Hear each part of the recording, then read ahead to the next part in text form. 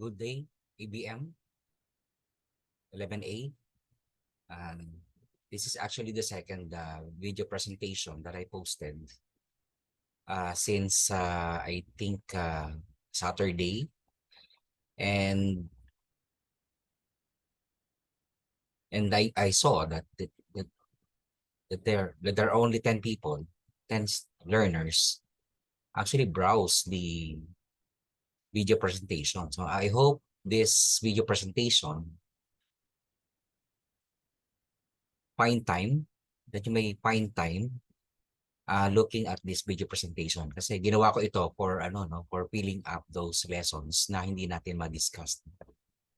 Okay?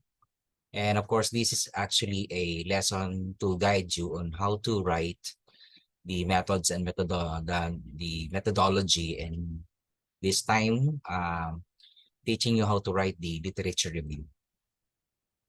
Okay? So ready?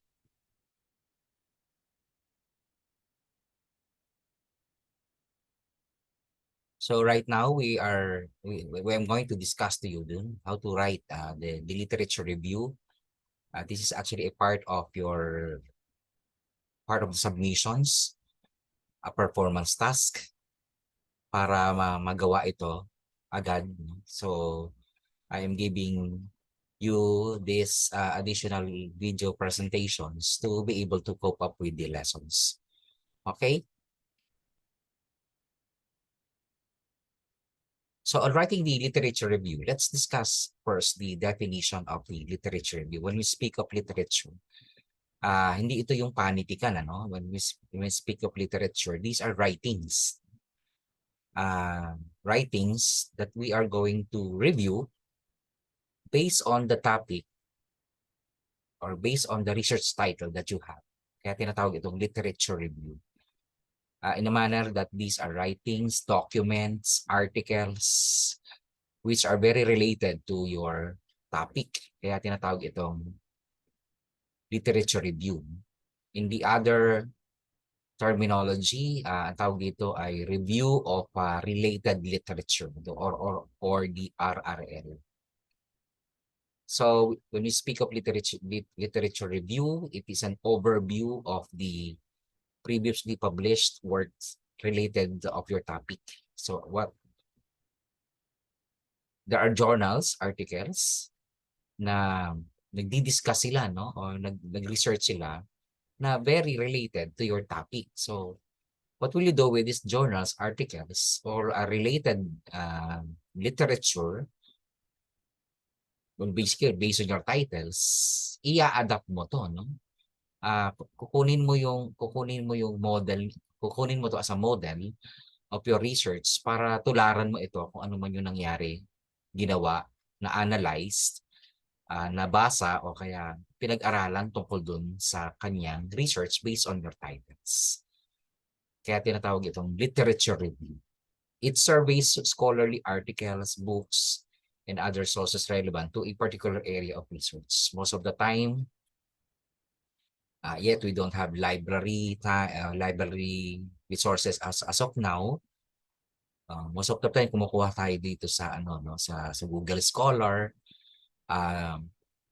those researches that are published online. So nakakatulong din siya. Kinukuha natin mga yan para makita natin kung ano yung klaseng research design that we are going to apply at saka ano yung mga dapat natin gawing methodology based on the models. Okay? Literature review. Now, the literature review acknowledges the work of previous researchers, and in so doing, assures the reader that your work has been well conceived. So kapag nabasa ng reader ang iyong research na talaga palang nagkaroon ng pananaliksik dito, no, tungkol sa title ko kasi may mga pinagbasihan na previous studies, okay? Based on the writings of the literature review. It is assumed that by mentioning a previous work in the field of study, that the author has read, evaluated, and assimilated that work into the work at hand. So, may basihan, no? Yung kanyang pag-aaral. May mga pinagkunan itong previous studies at ikinumpara ito in some way hiniram ito, no? And that by borrowing or assimilations of works, nilalagyan natin ito ng citations, no? I thought about the citations and the referencing. Okay? Now, on writing the literature review, these are the tips, step-by-step procedure on how to write a literature review. This is a recommendation, suggestions, or a notes regarding on how to write literature review. Step 1, you're going to search for relevant readings, no, in research, journals, article, books, which is very related, no, to your topic. For example, your topic is about LGBT concerns. So you're going to, in a browse tab, in any search engines, no? Particularly, binigay ko sa inyo yung, no, yung Google Scholar, no? So, in a browse tab of Google Scholar, you are going to type the keywords or phrase based on the writings of the title. For example, no, in a Google Scholar, the topic is, the keywords are teenage pregnancy, enrollment, and then effects. So the Google Scholar will put you into a variety of researches that comes in with the keywords that you have written, no, in the browser. So like teenage pregnancy, enrollment effects. So kapag ang labas niyan, pag pinindot nyo sa Google Scholar, bibigyan ka ni Google Scholar ng mga different researches, published researches na very concurrent doon sa ano mo, no, sa itinipe mo mga keywords. Okay? So we type teenage pregnancy, enrollment, and effects. What would be the title? There are various titles, no, given by Google Scholar, like the effects of sex education in teen sexual activity and teen pregnancy. So it relates, no? Kung ano man kung ang title mo man ay talks about teenage pregnancy that affects dropouts to the senior high school. So ito na yung lalabas na researches very related to your title. Like this, no? So you're going to pick, no? You're going to search a relevant research title that could be your research model, no? Ito yung paggagayahan mo. Basically, ang tip dyan ay yung pinakamas maraming cited. Ibig sabihin, like in this, the effect of sex education, it was cited by 122. And related articles are all 6 versions. The second one is, it was cited by 63, no? 63 authors. Cited by 165. So titingnan mo lang dyan yung pinakamataas or pinaka numerous, no, na pinagkunan siya ng sources. Well, anyway, you are going to select naman ito doon sa Google Classroom kung ano yung karampatan at saka yung very parallel to your research title. So, for example, my title, as I've told you, as I've given as an example, the teenage pregnancy and dropouts, no? Nakaka-apekto ba sa dropouts sa yung teenage pregnancy? So, ito na yung mga related literature na makikita mo doon sa Google Scholar as you type the keywords. The gets? Mamimili ka lang dyan. Step 2, you are going to evaluate and select sources. Titingnan mo isa-isa yan. Actually, marami yan, no? May mga page 1, page 2, page 3, lahat na sources to be given as a reference. So, you're going to evaluate and select the sources. What will you do is to make a research list. For example, for Google Scholar, look for the number of citations made in each title. Ito yung sinasabi ko kanina, that a research title was cited 166 like So mas maraming kumuha dito dahil very, very, very common maybe or with the very basic of each of the title is ito yung frequently na ginagawang research. Okay? Ano yun? Yung teenage pregnancy that affects school enrollment. Okay? So that is to evaluate and select sources. So what will you do? You are going to make a research list, no? Tingnan mo isa-isa yung date, yung the title, and the author of the research. So ito yung research list mo. Kapag nakita mo na yan, gawa mo na yan, well anyway, I gave you, no? I gave you 10 citations, no? Ito na rin yung gagawin mo. Yung date, the title, and the author. As you see it, there are checks and cross, no? I-check mo kapag ito ay very relevant. Pasok doon sa ano mo. Um, most of the researches na pinapagawa ng mga professor or mga teacher ay kailangan up to the recent articles. So, titingnan mo rin yung date kung kailan ito ginawa. For example, ginawa ito 1985, medyo matagal na. X yan. No? Pero pag recent lang, siguro mga 2021, 2022, that could be a check. Okay?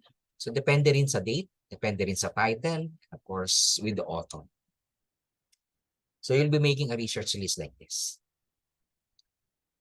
Number step 3, you are going to file your sources as you have your research list. No? What do you mean by filing? You're going to save them into a reference list or maybe in your PC or in any data bank that you have. Okay? Ilalagay mo lang sa folder para for filing and archiving. Para pag hinanap mo yung sources na ito, madali mo siyang makuha. Step 4, you're going to create your annotated bibliography. What is its annotated bibliography? You're going to study each references and make another research list. No? And by looking at those references that you gather and you save it from your PC or in your data bank, you're going to study the research design made in each research, published research. Also looking at the research method, results, and the conclusion of those articles. Titingnan mo siya kung ano yung paano ginawa, paano ito sinimulan, at paano ito itinapos. Ano yung processes na ginamit, ano yung system, how do they gather data, or paano sila nagkaroon ng conclusion. Okay? What are the results? How do they come up with their results? So, aaralin mo isa-isa yung bawat research na kinuha mo as your source. Okay? So, by creating your annotated bibliography, you will be doing this. Same thing, no? Like in the reference list, date, the title, the author, but you are going to summarize it based on the title. Kung ano man yung kinalabasan at saka yung pinaka-point ng research article na yun. By writing it into the summary column. So this is actually an annotated bibliography. Bigyan ko kayo ng assignment din. Ano? You'll be writing annotated bibliography. Okay? Why is it annotated? Because you do the summary. No? Sinynthesize mo yung research article na to. At isinulat mo dun para makita mo if it is relevant or related to your research title. Nakukuha. Next. Study the research design na ginawa, the research method, no? Kung ano yung ginawa doon sa research na yan, pwede mong kopyahin, no? Or pwede mong i-adapt siya. Paano yung ginawa? Halimbawa, this particular research article made surveys to be able to gather information about recent issues, etc. etc. And looking also at the results, no? Paano siya nag-drive doon sa kanyang results? Ano yung kanyang ginawa? Kung quantitative man siya, ano yung kanilang formula na ginamit? And of course, looking at the conclusion of its research. So, gagawin mo itong ano, no? Tinatawag itong research model. Kumbaga, meron kang research, and then ito yung paggagayahan. Okay? So, research methodology is the specific procedures or techniques used to identify, select, process, and analyze information about the topic. Na-discuss ko na to itong research methodology. No? Ito yung kung paano ginawa yung title. Paano ginawa yung research. Ano yung procedure na ginawa. Paano sila nag-gather ng data? Paano nag-analyze? How do they come up with a results or conclusion or for the discussion? Okay? We're getting somewhere, ha? Hindi ito, ano, step 5, no? You're going to decide on how you will organize your literature review. So you're going to make a connections between sources, no? Arranged through systems. Anong sistema ang gagawin mo dyan? So, i-connect mo siya,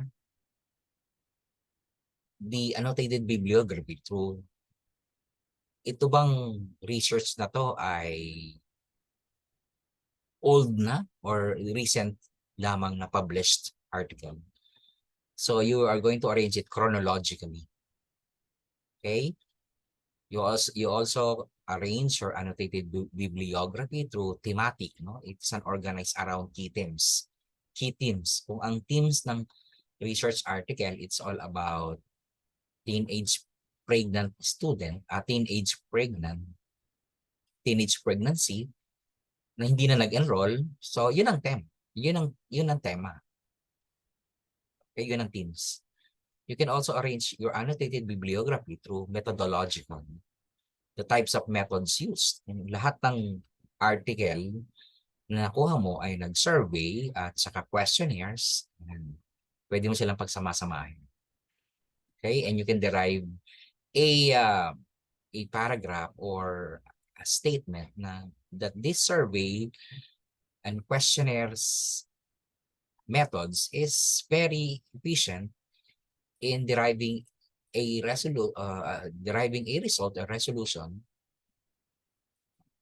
pwede mong pagkunan, no? Or you can arrange your annotated bibliography theoretically, the theories and the models used. So pwede mo siyang ayusin ang iyong. Are you following? Okay, from step 1, step 6, you're going to write now the review. No? Make sure that the review you're writing has an introduction, a main body, and a conclusion. Okay? Introduce mo na yung topic, no? In your based on your research title, no? So, saan namin makikita mo yan doon sa mga research articles na nakuha mo as your references. Okay? So, 3 things. There must be an introduction, a main body, and a conclusion. This is an example of a literature review, no? And part lang ito, no? So, this is a sample paragraph of a good literature review number 1. Research has also been done that looks at how the bullies find their victims. Yung itim na yan, sino sa tingin nyo ang may idea niyan? Actually, the author, no? You write this down. And then, you made a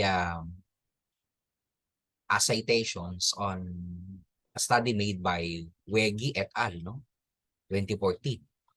So, pagkatapos mong sabihin, research has also been done that looks at how the bullies find their victims. Weggy et al. Studied the perpetrators, preferences, and victims. The data were collected via questionnaires and interviews. And a total of 120 bullies were involved as participants. Weggy et al. 2014 found that 27, see, hindi ikaw may gawa niyan. No? It was only taken from a source by the author Weggy, no? And Weggy et al. No?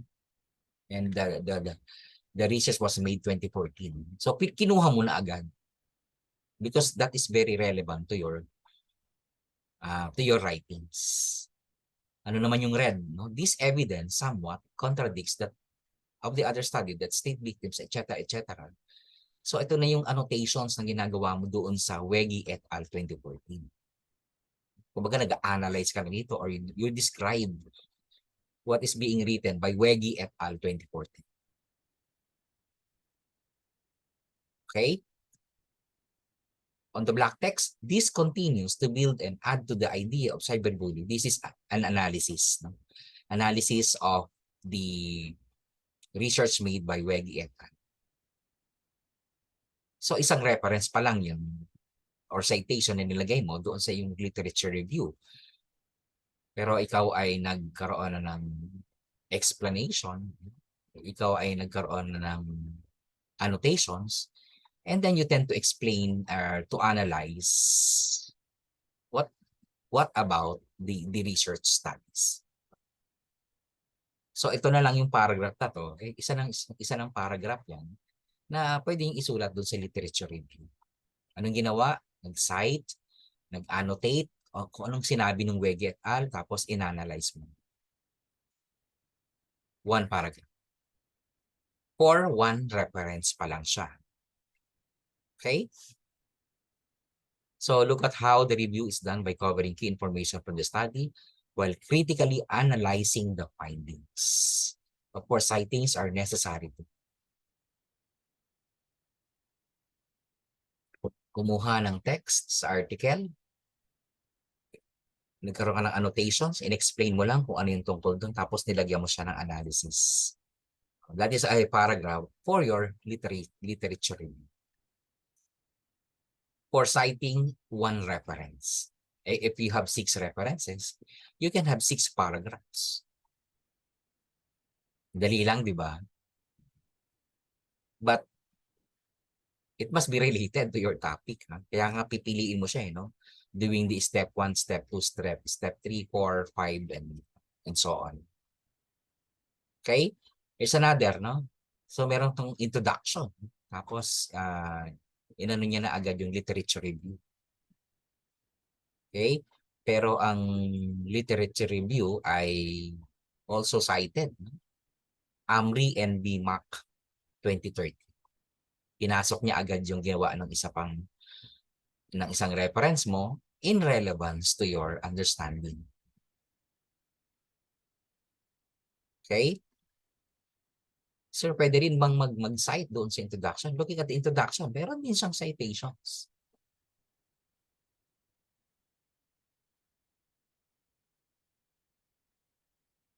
Okay? So from step 1 to step 6, you are going to follow the those are suggested, recommended, at saka you can do it to practice the research writing.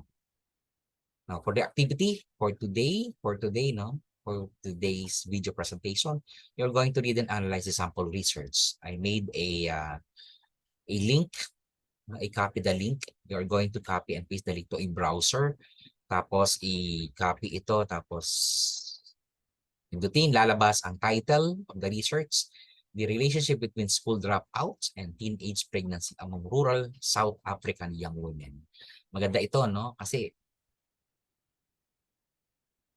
pag nag-drop, mabubundis. Ang ganda ng title. So may mga ganong studies, no? Kapag ang estudyante raw ay nawala sa school, there is a tendency na magkakaroon ito ng sexual relationship and then tend to becoming pregnant. Ang ganda ng research. So you will be doing this. Tapos may mga guide questions to answer.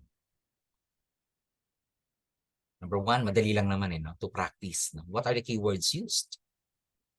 What is the main topic of the research? Who are the participants in the research? The methods used in gathering data. You are going to write an APA format of the citations. Okay? Siguro mga several citations na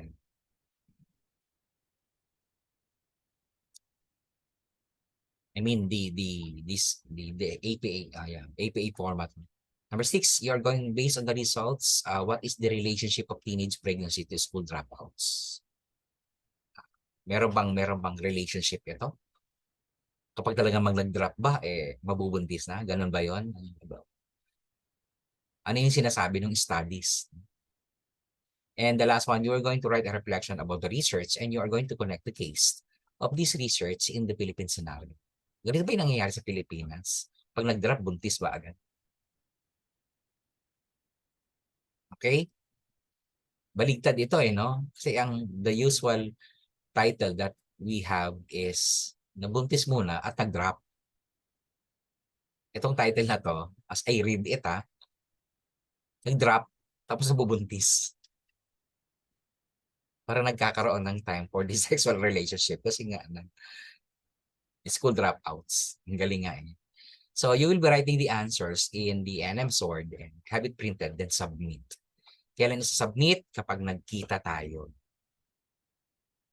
Okay? Understood? So here's my references. Of course, kailangan magkaroon tayo ng mga references kung saan natin nakuha looking at the references that I made, no? Sa ano lang siya, no? Sa internet, look at HTTPS.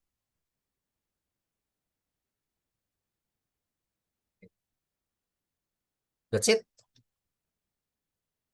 Giving you only a short discussions in reference to the literature review para mapanood ito, no? Huwag sayangin yung pagkakataon na nabigyan kayo ng lecture like this. Panoorin at gumawa ng mga works and activities na rin na nire-require ng isang ng ganitong klaseng video presentations. So this is the second video presentation and of course, yung una meron din ginagawa doon, activity and on the second video presentation, meron din. So nakakadalawa na tayong activity. Huwag mawala na activity, gawin na activity. Ito lang sasabihin ko ha. Tinaasan ko yung first quarter, yung ano nyo, what do you call this? The third quarter grades. No? Eh baka bumaba yun sa fourth quarter na hindi kayo nagsasabit na activity. How would I say? As I look at the ano, no? Doon sa posted, like this video presentation, there are only 10 people no, who views. O siguro yung iba din-download, ewan ko lang ha. Pero at the end of this, kailangan mapanood ito, matutunan, at makagawa ng mga activities. Okay? So thank you for attending, listening, and thank you for browsing. Do the activities. Thank you.